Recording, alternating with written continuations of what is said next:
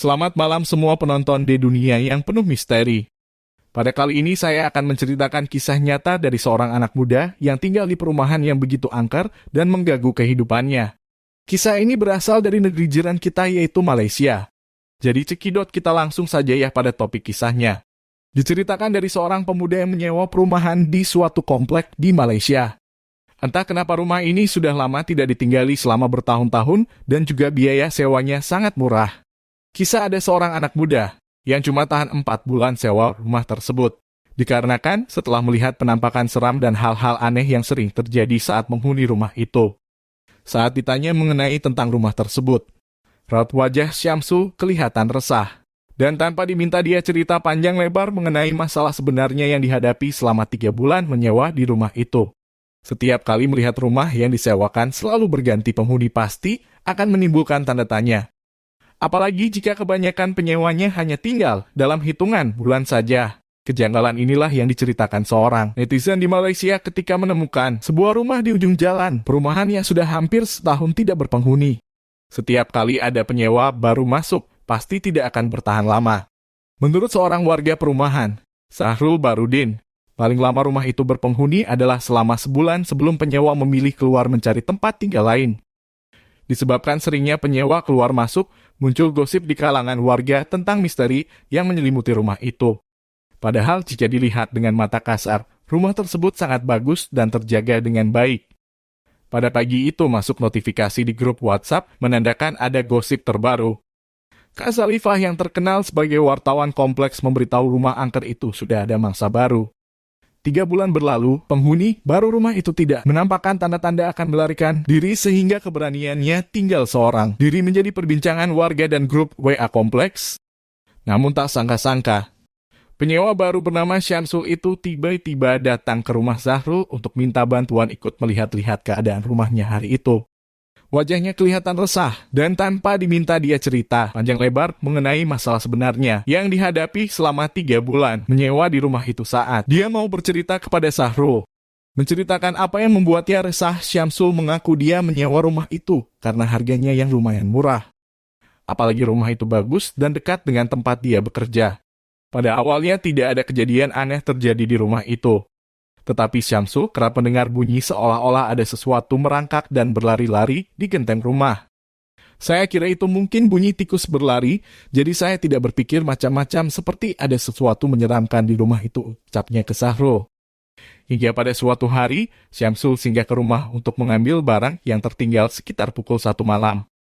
Dan dia kaget ada suara-suara agak berisik, dia pun menyangka ada maling di dalam rumahnya. Saat melangkah masuk rumah, Syamsul dengan jelas mendengar bunyi tapak kaki orang. Tetapi ketika diperiksa, tidak ada siapapun. Malah keadaan di dalam rumah juga seperti biasa. Syamsul pun berteriak, "Hai, siapa di sana?" Syamsul merasa aneh bagaimana jendela dapurnya bisa terbuka lebar. Lebih aneh lagi ada sehelai daun kering di dalam tempat cuci piring. Berkata dalam hati Syamsul, "Lah kok ini ada daun kering? Ya dari mana asalnya? Padahal belakang rumah tak ada pohon." Syamsul pun jadi serba kebingungan pada malam itu. Malam itu selepas selesai sholat dan makan malam, Syamsul menghubungi tunangannya. Panggilan itu sudah menjadi rutinitasnya. Di saat asik mengobrol dengan tunangannya, Syamsul tiba-tiba merasa ada kelibat putih melintas di bagian dapur yang menghadap sofa tempat dia duduk di ruang tamu. Dengan ditemani Juliana di ujung telepon, Syamsul memberanikan diri memeriksa dapur. Dia menoleh ke kiri dan ke kanan, tidak ada siapapun di dapurnya. Sepanjang malam Syamsul kepikiran mengenai kelibat yang dilihatnya tadi. Apa itu hanya khayalanku saja ya, ujar Syamsul. Dia pun sampai tak bisa tidur malam itu karena terbayang-bayang kelibat yang melintas di hadapannya tadi. Walaupun tidak lihat secara jelas, tetapi Syamsul tahu kelibat putih yang dia lihat itu menyerupai seorang wanita berambut panjang. Syamsul langsung merinding mengingat apa yang dia lihat tadi. Untuk menghilangkan perasaan takut, Syamsul membuka MP3 ayat Al-Quran di dalam ponselnya. Seketika rasa tidak tenang itu hilang, dan dia akhirnya tertidur. Keesokan harinya ketika sedang mandi, Syamsul merasa di pergelangan tangan kirinya terdapat bekas luka seperti cakaran kucing. Apabila disentuh, ia terasa pedih. Beberapa bagian lain badannya seperti di betis, leher dan kaki juga mengalami bekas cakaran yang sama. Sore itu balik dari kerja, Syamsul sekali lagi melihat kelibat yang sama di bagian dapurnya. Bedanya kali ini kelibat yang dilihatnya itu dalam bentuk yang jelas dan nyata. Kelibat itu memandang tepat ke arah wajah Syamsul. Muka makhluk itu menakutkan dan sukar bagi Syamsul menggambarkan rasa ketakutannya itu. Semakin dipandang, makhluk itu semakin mendekatinya yang membuat Syamsul merasa takut sehingga jatuh ke lantai dan pingsan. Sementara itu Syamsul bertahan selama hampir 4 bulan di rumah itu karena tidak ada tempat lain. Selain itu dia juga sedang berhemat untuk persiapan pernikahan. Lagi pula makhluk itu sekadar memerhatikannya namun tidak pernah membuat gangguan lain seperti merasukinya. Apa yang membuat Syamsul tidak tahan adalah kelibat itu muncul tidak pandang waktu. Selain itu rumah kontrakannya juga bau busuk dan dia sendiri tidak tahu penyebabnya. Sementara itu, Syamsul pun pergi ke tempat Sahrul dan dia pun menceritai mengenai hal-hal mistis yang sering menghantuinya.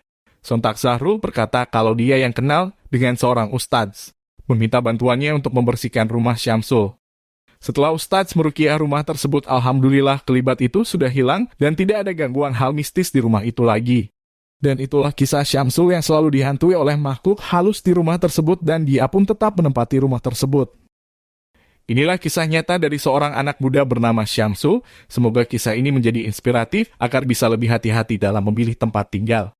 Jadikan rumah kalian sebagai rumah yang penuh berkah dan jangan jadikan rumah Anda sebagai kuburan tanpa ada kegiatan ibadah apapun. Kita juga sebagai umat muslim harus saling membentengi diri kita seperti si Syamsul. Demikian kisah ini dan sampai jumpa di kisah-kisah selanjutnya.